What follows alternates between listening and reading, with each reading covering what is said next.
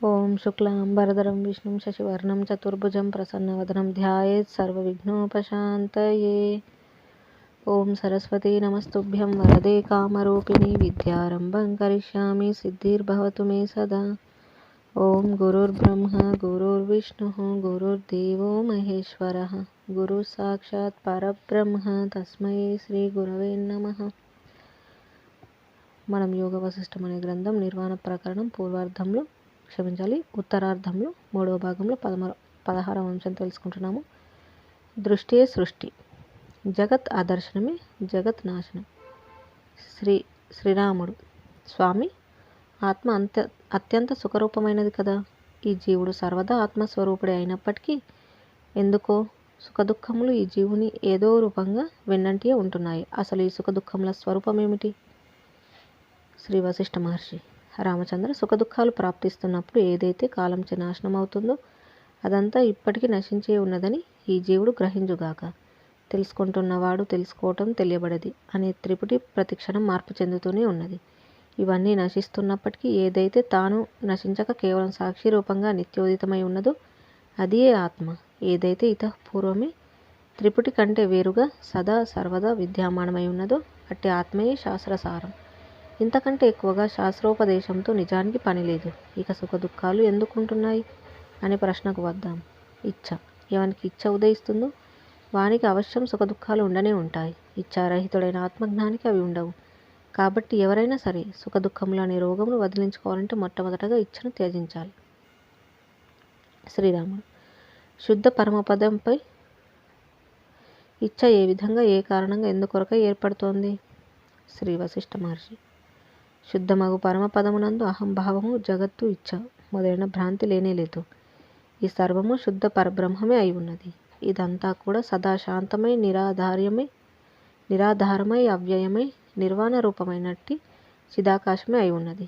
ఇక అహం బ్రహ్మము, జగత్తు ఇటువంటి శబ్దముల భ్రమను ఎవరో బోధ కొరకో లేక మరెందుకో కల్పించారు. సర్వాత్మకమై పరమశాంతమైనట్టి చిదాకాశమును అవన్నీ కల్పనారూపంగా దర్శించబడుచున్నాయి. చిదాకార రూపమైనట్టి ఆత్మయందు జగత్తు, బ్రహ్మము, అహంకారము మొదలైన శబ్దార్థముల ప్రవృత్తియే లేదు. ఏకము సర్వాత్మకము శాంతము అగు ఆత్మకు కర్తృత్వం గాని భోక్తృత్వం గాని ఎట్లా సంభవిస్తోంది? మరి కనబడే అనేక జీవులు అనే వ్యవహారం అంటావా? చిద్రూపం అనే ఒకనొక మట్టి అనేక జగత్తులని పాత్రను తన యందు ధరిస్తోంది. ఆ చిద్రూపం దేనిని ఎట్లా స్మరిస్తే అది అట్లే తనకు తానే అనుభవిస్తోంది. ద్రవరూపము సముద్రం తన యందు అనేక తరంగములు ధరించటం లేదా జలమే తరంగాలుగా భాసిస్తున్నట్లు బ్రహ్మమే తన యొక్క నిర్మల సత్తచే జగద్రూపంగా భాసిస్తోంది. వాస్తవానికి చైతన్యము రూపరహితమైనది. అయితే అది తన యందు ఈ జగత్తు మొదలైన వస్తువులను స్మరిస్తోంది. అట్లు స్మరించినప్పుడు వాని ఆయా రూపంలో తన యందు చమత్కారంగా గాంచుచున్నది. అది దేనిని స్మరించకుండా ఉన్నదో అది గాంచకయే ఉన్నది. మాయతో కూడుకొని ఉన్న బ్రహ్మము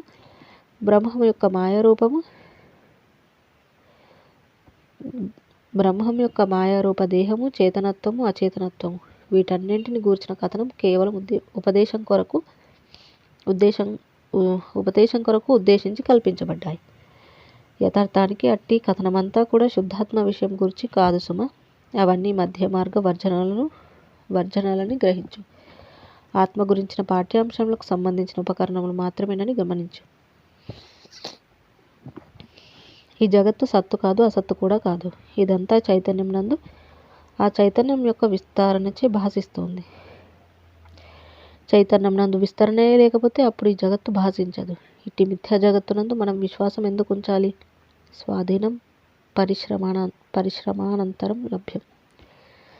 పరిశ్రమానంతర లభ్యం. ఈ ప్రపంచంలో జీవునికి సంబంధించిన విషయాలు 2 విధాలుగా ఉంటాయి. ఒకటి ప్రయత్నిస్తేనే లభించేవి, 2 ఏ ప్రయత్నం లేకుండానే ఇప్పటికే స్వాధీనంలో ఉన్నవి, స్వభావ సిద్ధమై ఉన్నవి. ఉదాహరణకు, ఒకడు ధనం, పదవులు, గృహాలు సంపాదించుకోవాలంటే ప్రయత్నం చేసి సంపాదించుకోవాలి. ఆలోచించటం మొదలైన స్వభావ సిద్ధంగా ఉంటున్నాయి. ఒక స్ఫటికశిలలో ప్రతిబింబించే దృశ్యంలోని జీవుల, వస్తువుల కదలికలు ఆ స్ఫటికశిలకు స్వభావ సిద్ధంగాను స్వాధీనంగాను ఉంటున్నాయి. కానీ ఆ శిల యొక్క ప్రయత్న సాధ్యమైనవి కావు. అట్లాగే చైతన్యాత్మకు కూడా తనలో విస్తరణ అవిస్తరణలు స్వాధీనాలే గాని యత్నంచే సాధ్యమవుతున్నవి కావు. అద్దాని విస్తరణే జగదనుభవం, అద్దాని అవిస్తరణే జగద్రాహిత్యం. శ్రీరాముడు. మహాత్మ చైతన్యాత్మ అహంకారం విషయమై మేము శాస్త్ర స్వానుభవ పరస్పర చర్చల సహాయంతో పరిశీలన చేశాం. అట్లు విచారణ చేయగా ఈ అహంకారమునకు సత్తు గాని ఆధారం గాని కారణం గాని లేవనియే తేలింది. శ్రీ వశిష్ఠ మహర్షి. ఏ అహంకారమునకు తనదైన ఉనికి గాని ఆధారం గాని కారణం గాని ఏకించిత్ కూడా లేదు. అట్టి అహంకార యక్షుడు ఎక్కడి నుండి వచ్చాడంటే ఏం చెప్పగలం ఓ జనులారా? నాయనలారా, ఏ అహంకారం అనే పిశాచానికి వాస్తవానికి సత్తయే లేదు. అట్టి దానికి మీరు వివశులు కావటం చాలా విచిత్రంగా ఉన్నది సుమ. ఓ రామ, కళ్ళల్లో ఉండే ఏదో దోషం చేత ఆ కళ్ళకు ఆకాశంలో వెంట్రుకల వంటి ఆకారాలు కనిపిస్తాయి చూచావా? అట్లే కాకతాళీయంగా భ్రాంతిచే తన యొక్క రూపమే తనయందు భ్రమయందు అహంభావంగా భాషించుచున్నది. స్వమేవ రూపం దృక్ భ్రాంతో కేశోండకమివ అంబరి. అయితే అంతా బ్రహ్మమే అయి ఉండగా ఇక అందులో ఇది అహంకారము అది జగత్తు అనబడి విభాగములు ఎక్కడుంటాయి? అట్టి జగత్తు ఉత్పత్తి పొందడం నశించడం మొదలైనవి మాత్రం ఎట్లా ఉంటాయి? కాబట్టి ఇక సంతోషించేందుకు కానీ దుఃఖించేందుకు కానీ విషయమేమి, ఆశ్రయమేమి? ఓ రామచంద్ర, పరమాత్మ సర్వేశ్వరుడు సర్వశక్తిమంతుడు అయి ఉన్నాడు. అందుచేత ఆ పరమాత్మ యొక్క స్మరణ మాత్రం చేత ఈ సమస్త విచిత్ర జగత్తు భాషించుచున్నది. స్మరించకపోయినంత మాత్రం చేత ఈ జగత్తు అనబడేది భాషించదు. కాబట్టి అద్దాని విస్మరణే జగదాతీత అట్టి జగదాతీతత్వం సిద్ధించుగాక. వాస్తవానికి ఈ జగత్తు అనబడేది కూడా చిద్రూపమే. కాబట్టి చిదాకాశమగు బ్రహ్మమే స్వప్న సంకల్ప రచితమైన పురం వలె కాకతాళీయంగా జగద్రూపంగా భాషిస్తుంది అని కూడా సిద్ధాంతీకరించబడుచున్నది. కనుక పరమార్థమున బ్రహ్మము నుండి ఈ జగత్తును విడదీయటం ఎట్లా కుదురుతుంది? కుదరదు. జలమందు తరంగాలున్నాయి. జలమును తరంగములను విడదీయగలమా? కొయ్యలో విగ్రహం ఉన్నది. కొయ్య నుండి విగ్రహమును వేరు చేయగలమా? విగ్రహం నుండి కొయ్యను వేరు చేయగలమా? మట్టిచే కుండ తయారవుతుంది. మట్టిలోంచి కుండను వేరు చేయగలమా? బ్రహ్మమునందు కూడా అట్లే ఈ సృష్టి ఉన్నది. అట్టి ఈ సృష్టిని బ్రహ్మము నుండి వేరు చేసి చూడలేం. అవయవరహితము నిర్మలమగు బ్రహ్మమునందు ఏ జగత్తైతే అనుభవం అవుతుందో అది కూడా బ్రహ్మమే. ఇక అహంకారం మాట వేరే చెప్పాలా? అది కూడా బ్రహ్మమే. బ్రహ్మమునకు వేరుగా అహంకారమును చూడటానికి ప్రయత్నించామా అది మిథ్యయే అని అనక తప్పదు. జలం వేరు చేసి చూస్తే తరంగం మిథ్యయే కదా. మట్టిని వేరు చేసి చూస్తే కుండ మిథ్యయే కదా. వాయువు యొక్క సత్తయే చలన వైచిత్రంగా భాషిస్తోంది కదా. అట్లాగే అవిద్య స్వభావరహితమై బ్రహ్మం యొక్క సత్త ఉన్నది. ఆ బ్రహ్మం యొక్క సత్తయే అహంభావము. జగత్తు మొదలైన రూపములుగా భాషించుచున్నది.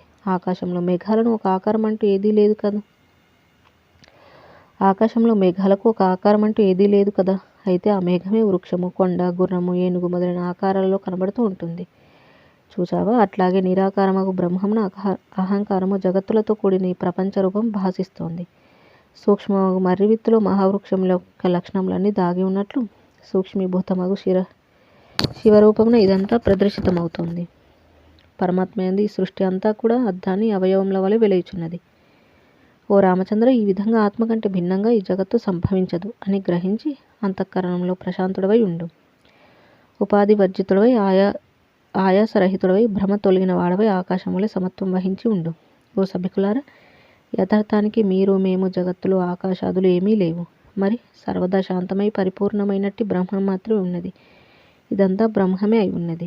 ఓ రామచంద్ర, ఈ కనబడే పదార్థములన్నింటికి కూడా చైతన్యం కంటే భిన్నమైన రూపమును ఎవరూ నిరూపించలేరు. ఈ సమస్త పదార్థములు అవశేషములే ఉన్నాయి. ఈ సమస్త పదార్థములు అవిశేషములే అయి ఉన్నాయి. కనుక విశేషత్వం గురించిన సర్వభ్రమలు త్యజించు. ముముక్షులంతా మోక్షం కొరకై సర్వ విశేషరహితము పరమార్థ సత్యం అయినట్టి ఆ చైతన్యమే నేను అని భావించెదరుగాక. జగత్తు యొక్క స్మరణే బంధము, జగత్తు యొక్క విస్మరణే మోక్షం అని గ్రహించు. అందుచేత విఘ్నులు అనుసరించే మార్గమైనట్టి భూమికలను అభ్యసిస్తూ క్రమంగా జగత్తు యొక్క విస్మరణమును సముపార్జించాలి. ఈ జగత్తును జగత్తుగా కాకుండా శాంతమగు పరబ్రహ్మగా దర్శించటమే జగత్తును త్యజించటం కానీ మరింకేమీ కాదని కూడా గ్రహించు. శ్రీరాముడు: స్వామి, చైతన్యమే జగత్తుగా జగత్ పదార్థములుగా అవుచున్నది అను భావనను అనుసరించమంటారా? అట్టి భావనచే శుద్ధ చైతన్యం ప్రకాశితం అవుతుంది కదా. శ్రీ వశిష్ఠ మహర్షి: ఓ రామచంద్ర, దష్టయ్య తన రూపంగా కలిగినట్టు ఈ జీవుడు దృశ్యంలోని వాడ కాదు.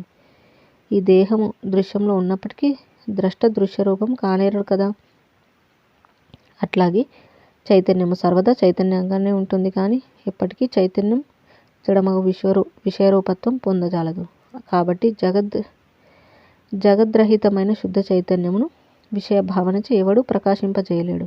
ఎవడైనా సరే తనకు తానే విషయాతీతత్వముచే జగద్రహిత శుద్ధ చైతన్యమును స్వానుభవంగా సంతరింపజేసుకోవలసిందే.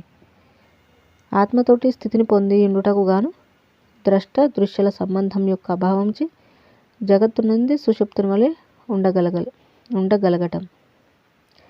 శరత్కాల ఆకాశంలాగా నిర్మలత్వం విషయ శూన్యత్వం సంపాదించుకోగలగటం.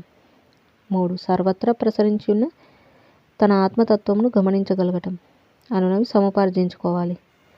వాయువు అనేక వాయు తరంగాలుగా చలిస్తున్నప్పటికీ వాయువు సర్వదా ఏకమే కానీ అనేకం కాదు కదా. తరంగాలు వేరువేరు కాబట్టి ఆ వాయువు వేరు ఈ వాయువు వేరు అని అనుకోవటం ఆ విఘ్నత చేతనే కదా. అట్లాగే ఏకము చిద్రూపమగు బ్రహ్మమున అజ్ఞానం చేత భేదమే దర్శించబడుతుంది. తన చిత్స్వరూపమును ఏమర్చిన సందర్భంలో జీవుడు జగత్తు మొదలుగా గల భేద దర్శనమే సృష్టి, వాని ఐక్య జ్ఞానమే మోక్షము. వాయువు అంతటా ఉన్నప్పటికీ అది ఎక్కడ సంచలనం ప్రదర్శిస్తుందో అక్కడ ఆయా క్రియా విశేషాలు ప్రకటితమవుతూ ఉంటాయి కదా. ఉదాహరణకి వాయు చలనముచే ఆకులు కదలడం, దేహంలో ప్రాణపానాది క్రియలు మొదలైనవి. అట్లాగే బ్రహ్మం అనే వాయువునందు ఎచట చిత్ యొక్క జగద్రూప స్పందం ఉన్నదో అచటనే సృష్టి ప్రదర్శితమవుతుంది. అట్టి చిత్ స్పందం లేనప్పుడు నిర్వాణం అని చెప్పబడుతుంది. ఒక విత్తు తన యొక్క నిజరూపంలోని పల్లవము రూపంగా దర్శిస్తుంది, అనగా కొమ్మలు, ఆకులు, పళ్ళు మొదలైనవి. అట్లాగే మహాచైతన్యం కూడా తన యొక్క అభ్యంతరమును సృష్టి రూపంగా తనకు తానే ఎరుగుచున్నది. బీజమే ఆ తదనంతరం ఒకనొక చోట ఆకులను అనుభవించే ఆకులుగా స్థితి నొందినట్లు మహాచైతన్యము తన యొక్క సృష్టి అనబడు స్వీయ కల్పనచే సృష్టి రూపంగా అవుచున్నది. బీజం యొక్క వృక్ష రూపమునందు 1 ఉత్పత్తి, 2 స్థితి, 3 వృద్ధి, 4 అపక్షయము, 5 వినాశనము, 6 లయము అనబడి షడ్వికారాలు పొందుచున్నట్లే చైతన్యం యొక్క వివర్త రూపమగు సృష్టి అందు కూడా షడ్వికారాలు భాసిస్తున్నాయి. బీజమునందలి చైతన్యమే వృక్షమునందు కూడా ఉన్నట్లు సమస్త సృష్టి కూడా చిద్రూపము చిన్మయము అయి ఉన్నది. ఓ రామచంద్ర, ఈ జగత్తంతా కూడా నిర్వికారమైనట్టి పరబ్రహ్మమే అయి ఉన్నదయ్యా. అందుచేత నీవు ఇదంతా నిర్వికారంగాను ఆద్యంతరహితంగాను నిరామయంగాను గ్రహించు. అయితే ద్వైతాద్వైత వికారాలతో కూడిన ఈ జగత్తు సంకల్పంలో నిర్మించబడిన నగరంలాగా నిజ సంకల్పం యొక్క అభావంచే నశిస్తోంది. జగదుత్పత్తి వినాశాలు అనగా ఇంత మాత్రమే. ఆకాశం శూన్య మాత్రమే ఉన్నది కదా. అయితే ఆకాశమునకు శూన్యత్వమునకు భేదం ఏదైతే అనిపిస్తుందో అది మిథ్య మాత్రమని గ్రహించదవుగాక. ఈ జగదానుభవమునకు ముందుగానే బ్రహ్మం సర్వదా సిద్ధించి ఉంది. అట్టి పూర్వసిద్ధమగు చిద్రూపం శాంతమగు బ్రహ్మసత్తే అజ్ఞానం చేత నేను మనుష్యుడను అను భావన వలన స్వయంగా అహంకార రూపంగాను జగత్తు రూపంగాను స్థితి నొంది ఉంటుంది. జలంలో తరంగం జనిస్తోంది అనే వాక్యం అపరిపూర్ణ వాక్యం. ఎందుకంటే జలమే తరంగంగా కనిపిస్తూ కూడా జలం జలంగానే ఉంటుంది కదా. అదేవిధంగా బ్రహ్మంలో ఈ జగత్తు జనిస్తున్నప్పటికీ జగత్తు అనబడేది జనించుటే లేదని సుతీక్ష్ణమైన బుద్ధితో గ్రహించు. అనగా జగత్తు జనించుటయు లేదు, నశించుటయు లేదు. జగత్తుగా కనిపిస్తున్నదంతా బ్రహ్మమే. బ్రహ్మమును గురించి ఎరిగిన వారికి ఇదంతా జగత్తుగా కనిపిస్తూనే బ్రహ్మంగా అనిపిస్తుంది. వృక్షమే తన శాఖలు మొదలైన అవయవాలలో స్థితి పొంది ఉన్నట్లు, ఆకాశమే ఆకాశమునందు ఉన్నట్లు, జలమే జలతరంగాలలో కూడా ఉన్నట్లు బ్రహ్మం అటు నిర్వికార నిర్విషయ బ్రహ్మరూపంగాను ఇటు పదార్థ రూపంగాను కూడా స్ఫురిస్తూ వాస్తవానికి తన స్వరూపమునందు అవికార రూపంగా స్థితి కలిగి ఉన్నది. శ్రీరాముడు: మహాత్మ, బ్రహ్మమే అటు బ్రహ్మసత్తగా ఇటు జగత్తుగా కూడా అనుభవమవుచున్నదను వాక్యం యుక్తియుక్తమే. అయితే అనేక భేదములతో కూడిన జగద్దర్శనమునందు అభ్యాసపరులై ఉన్న మేము బ్రహ్మమును ఉపాసించడం ఎట్లాగో చెప్ప ప్రార్థన. శ్రీ వశిష్ఠ మహర్షి: ఓ రామచంద్ర, నీ యొక్క జ్ఞానసత్తా ఒక ప్రదేశంలో ప్రవేశించి ఇంతలోనే 1/2 నిమిష కాలంలో ఆ ప్రదేశంను వదిలి మరొక ప్రదేశంలో ఆశ్రయిస్తుంది కదా. ఆ రెండింటి యొక్క మధ్యలో అనగా ఒక విషయ జ్ఞానము మరొక విషయ జ్ఞానముల మధ్యలో ఏమున్నది? నీ జ్ఞానసత్తా ఆ ఉభయుల మధ్యలో నిర్విషయ జ్ఞాన రూపంగా ఉన్నది కదా. అట్టి నిర్విషయ జ్ఞానసత్తను ఉపాసించు.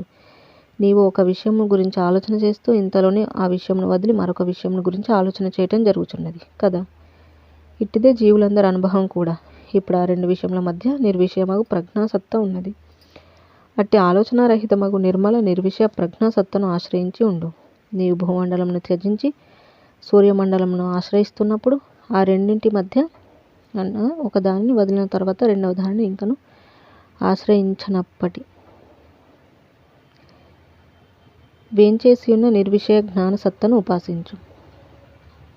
ఓ రామచంద్ర, మహనీయులకు ఆత్మజ్ఞులు చైతన్యం గురించి ప్రవచించేటప్పుడు 2 మార్గాలుగా బోధిస్తున్నారు.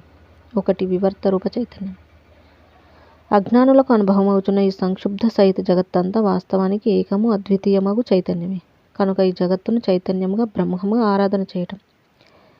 2 నిర్విషయ చైతన్యము. చైతన్యము సర్వదా ఏకరూపమై వివర్తరహితమై అక్షుబ్ధమై పూర్ణానందైక రసరూపమై ఉన్నది. అయ్యది జగద్రహితం అనగా 1 సంక్షుబ్ధ జగత్తే చైతన్యం. 2 చైతన్యం సర్వదా జగద్రహితం. ఈ 2 మార్గాలలో ఏ ఉపాసన నీకు సానుకూలంగా అనిపిస్తే దానిని ఆశ్రయించు. అయితే భేదము ఏకము అనబడే రెండింటిలో భేదము భ్రమ, ఏకము వాస్తవము. ఇది గ్రహించి ఉపాసన కొనసాగించు. అంతేగాని గుడ్డెద్దు చేల్లో పడ్డట్లు ఏ మార్గం ఎటు త్రోవ తీస్తుందో గ్రహించకుండా అవివేకమై ఉండకు. జై శ్రీరామ్. ఈ విధంగా దృష్టియే సృష్టి అనే అంశాన్ని గురించి వివరంగా చెప్పడం మనం చూసాము. ఇక తర్వాతి అంశము 17 ప్రపంచ సహిత ప్రపంచరహిత అఖండైక్య దృష్టి. శ్రీరాముడు: స్వామి, చైతన్యోపాసన అనే విషయంలో నిర్విషయ పరమాత్మను ఉపాసించడం గురించి మరికొన్ని విషయాలు సాధక జనుల సుస్పష్టత కొరకై ప్రవచించండి.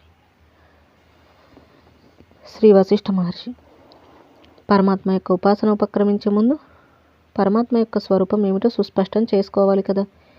ఏతద్విషయంలో మరికొన్ని దృష్టాంతపూర్వకమైన విశేషాలు చెబుతాను విను. ఓ రామచంద్ర, నీ యొక్క చూపు క్షణకాలంలో ఒక వస్తువును చూస్తూ ఇంతలోనే క్షణకాలంలో ఆ వస్తువు నుండి మరల్చబడి దూరంగా ఉన్న మరొక వస్తువుపై ప్రసరించినదనుకో. ఆ నేత్రేంద్రియం ద్వారా ప్రయాణించిన నీ చూపుకు సంబంధించిన జ్ఞానం సమీపంలోని ఒక జ్ఞేయాన్ని అనగా చూడబడి తెలియబడుచున్న వస్తువును వదిలి మరొక జ్ఞేయాన్ని ఆశ్రయించడం జరుగుతున్నది. వదిలిన స్వీకరించబడిన వస్తువుల జ్ఞానమునకు మధ్యగా అనగా దగ్గరి వస్తువును చూడటం మానివేసిన తర్వాత దూర వస్తువును ఇంకా నీ చూపు గ్రహించక ముందు ఆ మధ్య నిర్విషయ నేత్ర జ్ఞాన సత్తా ఉన్నది. అది అత్యంత స్వల్పకాలమే ఉంటుంది. అయితే అట్టి నిర్విషయ చిద్రూపంని జ్ఞప్తి యందు ఉంచుకుంటూ దాని యందే నిత్యము తన్మయుడవై ఉండుము.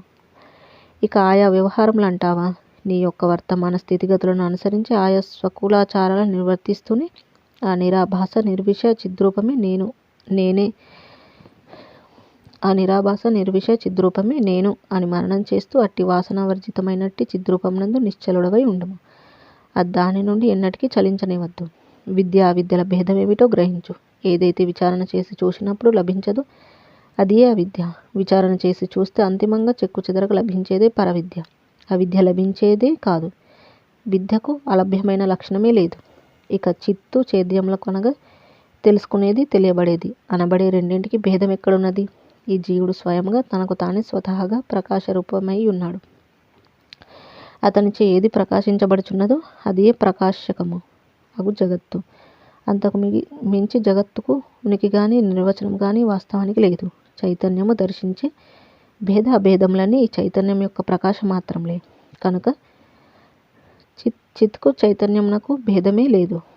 బ్రహ్మము సత్యము, జగత్తు మిథ్య. అట్టి మిథ్యత్వం తొలగిస్తే శాంతము నిర్విషయం అయినట్టి చిన్మాత్ర స్థితియే సర్వకాల సర్వావస్థలందు శేషించి ఉన్నదగుచున్నది. బ్రహ్మము జగత్తు ఒకటి. బ్రహ్మమయం జగత్. పరమార్థమున బ్రహ్మము జగత్తు ఒకటి.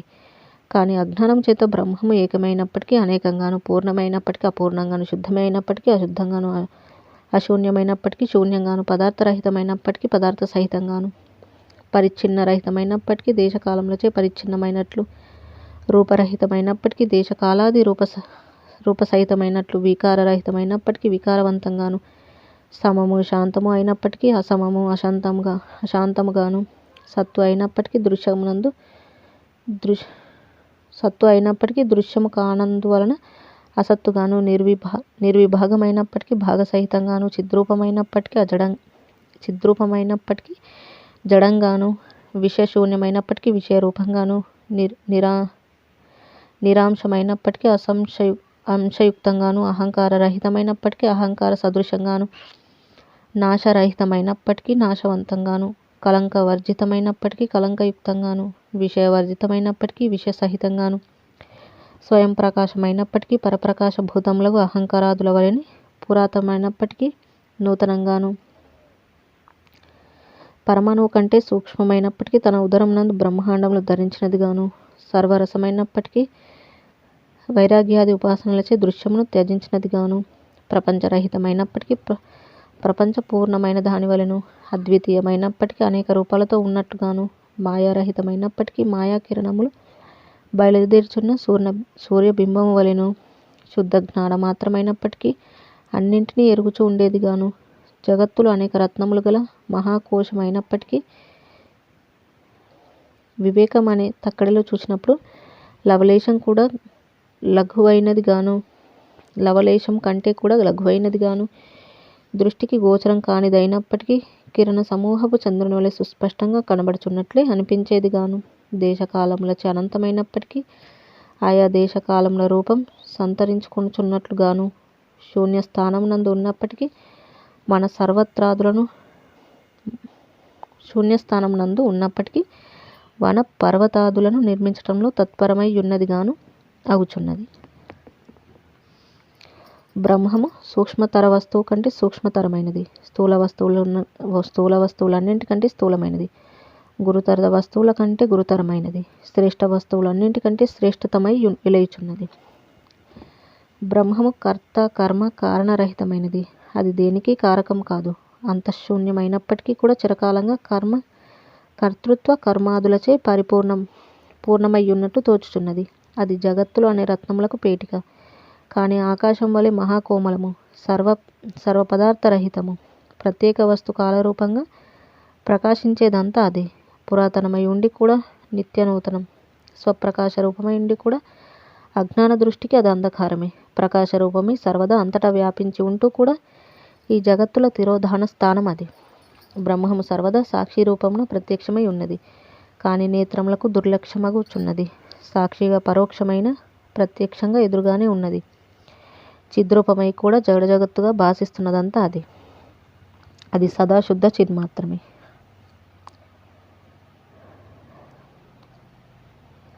అహంభావరహితంగా ఉండి కూడా అహంభావ రూపంగా భాషించేది అది. పైగా అది ద్రష్టకు అన్యమైనదిగా ఒప్పుచున్నట్లు అనిపించిన ఆత్మరూపమే అది, ద్రష్ట యొక్క రూపమే అది. ఆ పూర్ణ చిద్రూప మహాసముద్రంలో ఈ మూడు లోకములు ద్రవరూప సముద్ర తరంగాలుగా వెలుచున్నాయి. మంచు తన యందు తెలుపుదనాన్ని ధరించుచున్నట్లు ఆ చైతన్యం తనలో సృష్టిని ధరిస్తోంది. అయితే మంచు వలననే తెలుపుదనం భాషించటం జరుగుతోంది కదా, అట్లాగే చైతన్యం వలననే ఈ సృష్టి అనబడేది భాషిస్తోంది. జలమునకు ఆకారం అంటూ ఏది లేకపోయినప్పటికీ ఆ జలమే ఆకార సహితమైన తరంగములను విస్తరింపజేస్తుంది. అట్లాగే దేశకాలాది అవయవరహితుడైన ఈ చిద్రూప భగవానుడు దివారాత్రములతో కూడిన ఈ అసలైన జగత్తును విస్తరింపజేస్తూ వెలయుచున్నాడు. చిదాకాశం అనే మహారణ్యంలో పంచభూతములు అనే అనేక రంగుల కలయికలతో జగత్తులు అనే పురాతనమైన లతలు వికసిస్తున్నాయి.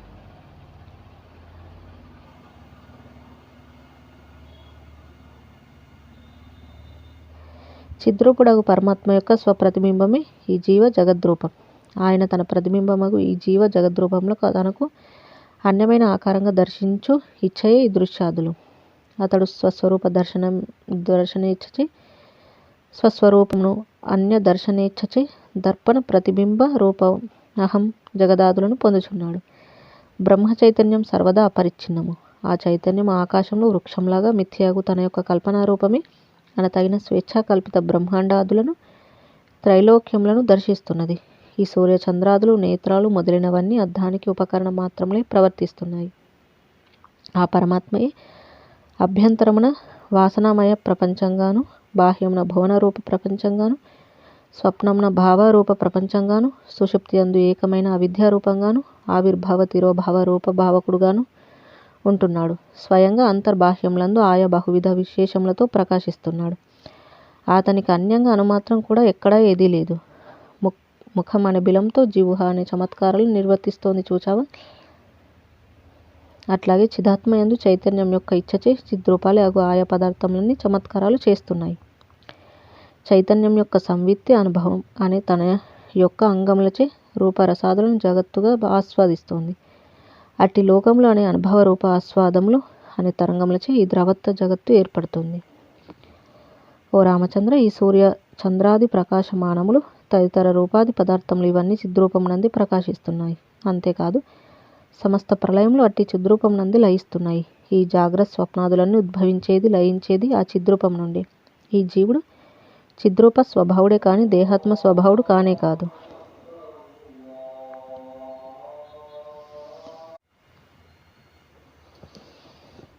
తెలుపుదనం మంచునందే ఉన్నట్లుగా ఆ చిద్రూప బ్రహ్మమునందే జగత్తంతా కలదు. కాబట్టి ఈ జగత్తు బ్రహ్మమే అయి ఉన్నది. ఎందుకంటే బ్రహ్మము నుండి ఈ సమస్తము వెలువడుచున్నది. చైతన్యము అవయవరహితము. రంగుచే చిత్రం లిఖించబడుచున్నట్లు చైతన్యం అనే రంగుచే ఈ జగత్తు అనే చిత్రం లిఖించబడి ఉన్నది. కాబట్టి ఈ జగత్తును నీవు జన్మాది వికార రహితమైనదిగాను శాంతము చిన్మయముగాను ఎరుగుము. చిద్రూపము అనే ఒక మహావృక్షము నుండి కొమ్మలు ఆకుల వలె ఈ దృశ్యరూప శాఖలు విస్తరించి ఉన్నాయి. బ్రహ్మము అనే నిశ్చల పర్వతముపై చంచల జ్వలము వంటి ఈ దృశ్య సమూహములన్నీ బయలువెడల్చున్నాయి. జగన్నాటకం. చిదాకాశం అనే ఒక గొప్ప నాటక రంగంలో జగద్రచన అనే భ్రమాత్మకమైన అభినయమంతా అత్యంత చమత్కారంగా విరాజిల్లుతోంది. నియతి అనే ఒకనొక నర్తకి అనేక కార్యారంభములతో కూడినది ఆ నాటక రంగముపై నృత్యం చేస్తోంది. కన్ను మూసి తెరిచే లోపల అనేక బ్రహ్మాండముల ఉత్పత్తి వినాశనములు జరిగిపోతున్నాయి. కాలము అనే బాలకుడు బ్రహ్మము అనే మండపముపై మరల నాట్యం చేస్తూ ఇంతలోనే ఉపసంహరిస్తూ మరల ఏతించుచున్నాడు. అద్దంలో అనేక ప్రతిబింబములు ఉదయించి ఉపసంహరణమైనంత మాత్రం చేత ఆ అద్దం ఏదైనా వికారం పొందుతుందా? లేనేలేదు. అట్లాగే ఈ అనేక బ్రహ్మాండాలు ఉత్పన్నమవుచు నశించుచున్నప్పటికీ బ్రహ్మం సర్వదా వికారరహితంగాను శాంతంగాను ఉంటూనే ఉన్నది. ఈ కనబడే స్థూల పంచభూతములకు కారణమేమిటి? సూక్ష్మ పంచభూతములు కదా. ఘనము, ద్రవము, వాయువు ఇవన్నీ ఒకే సూక్ష్మ పదార్థం యొక్క వివిధ రూపాలు అని అనక తప్పదు. ఉదాహరణకు ఒకానొక సూక్ష్మ పదార్థమే మంచు, జలము, నీటి ఆవిరి అను స్థితులను ఉష్ణోగ్రత యొక్క అల్ప ఆధిక్యతలను అనుసరించి పొందుతోంది.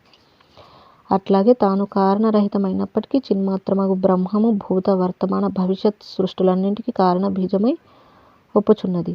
ఆ బ్రహ్మం యొక్క విస్తారణే ఈ జగత్తు. అట్టి విస్తారణ యొక్క అభావమే ప్రళయం. కానీ ఈ సృష్టి స్థితి లయములనబడి 3 విధములైన స్థితులందు బ్రహ్మము సమముగా తన స్వరూపమునందే స్థితి నొంది ఉన్నది. ఓ రామచంద్ర,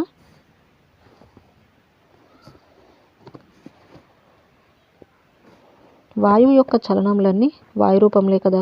సృష్టి ప్రళయ జనన మరణ హాని వృద్ధి ఆదిగా గల దశలతో కూడిన ఈ మహా బ్రహ్మాండములన్నీ ఆ పరిచ్ఛిన్నములకు చిదాకాశమునందే ఉత్పన్నమవుతున్నాయి. అయినా కూడా చిదాకాశములు తద్వ్యతిరిక్తము అన్యము అయినదేది ఉత్పన్నమగుటే లేదు. బ్రహ్మమునందు సర్వదా బ్రహ్మమే సర్వతత్వ స్వరూపమై ప్రదర్శితమవుచున్నది. ఈ జగత్తులన్నీ చిదాకాశం యొక్క రూపములేనని ఎరిగి సశాంతుడవై ఉండుము. జై శ్రీరామ్. ఈ విధంగా మనకి ప్రపంచ సహిత ప్రపంచరహిత అఖండైక్య దృష్టి అనే విషయాలను గురించి వివరించడం అనేది చూసాము. ఇక మిగిలిన అంశాలను మళ్ళీ తెలుసుకుందాము. ఇంతటితో ముగించుకుందాము. జై శ్రీరామ్. కాయేన వాచా మనసేంద్రియైర్వా బుద్ధ్యాత్మనా వా ప్రకృతే స్వభావాత్ కరోమి యద్యత్ సకలం పరస్మై నారాయణాయేతి సమర్పయామి. స్వస్తి. ఓం తత్సత్.